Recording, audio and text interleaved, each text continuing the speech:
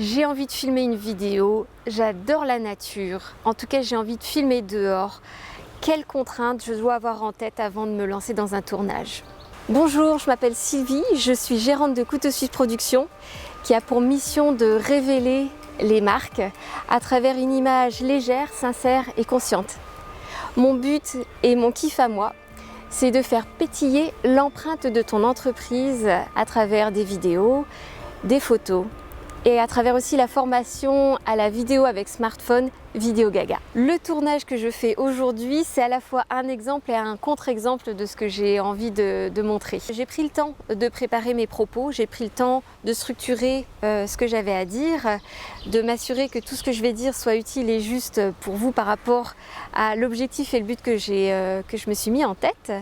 J'ai vérifié que la météo soit clémente. J'ai aussi prévu tout le matériel qui allait être utile, notamment une veste au cas où il fasse froid, notamment, ça se voit pas là, une petite bonnette avant et puis un micro, histoire qu'on n'entende pas trop le chien, les enfants qui sont en train de crier un petit peu plus loin.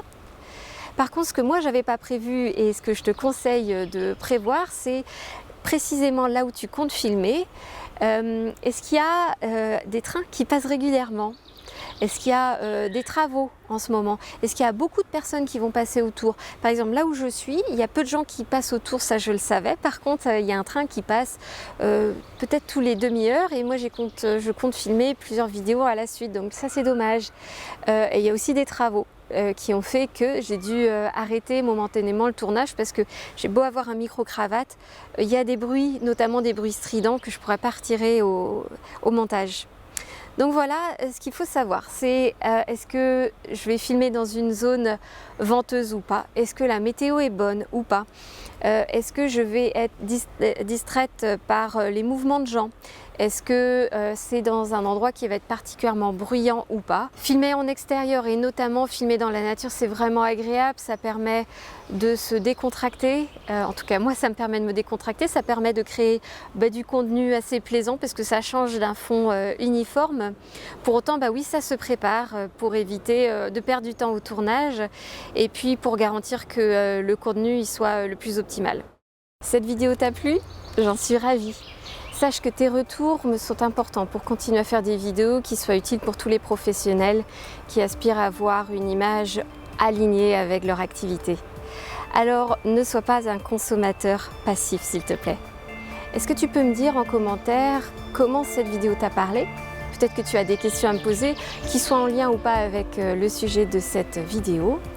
Et n'hésite pas aussi à repartager et liker cette vidéo, ça me sera très utile et aussi utile à tous ceux qui ont besoin de voir mes vidéos. Je te remercie, à bientôt. T'es encore là? Écoute, parlons des coulisses de ce montage. Là, c'est la toute première vidéo que je filme. J'ai décidé de filmer plusieurs courtes vidéos. En fait, je les ai d'abord listées par rapport aux questions que j'ai de mes stagiaires lors de ma formation Vidéo Gaga. J'ai ensuite scripté peut-être les 10 premières qui m'importaient vraiment ou qui m'inspiraient le plus. J'ai pas vraiment réfléchi à comment j'allais le filmer, je voulais juste que ce soit dans un parc. Il se trouve que j'ai rendez-vous un peu plus tard avec une cliente pour un shooting portrait. J'ai décidé aussi de commencer par les séquences qui vont être constantes de vidéo en vidéo, dont cette vidéo de coulisses. Je vais juste ensuite faire la vidéo qui sera plutôt la présentation à la base. Et ensuite, je vais faire la vidéo de fin qui sera en général l'appel à l'action. J'ai choisi un super parc où il fait beau aujourd'hui. J'ai choisi de filmer avec l'outil que je préfère utiliser moi en tant que professionnelle, c'est-à-dire c'est un Canon hybride qui me permet, avec l'intelligence artificielle qui est intégrée, de faire un focus automatique sur mon œil et ça c'est très pratique. Je sais que mon smartphone peut le faire aussi, mais là en tout cas j'ai 100% confiance en cet outil et surtout j'ai une aisance avec lui.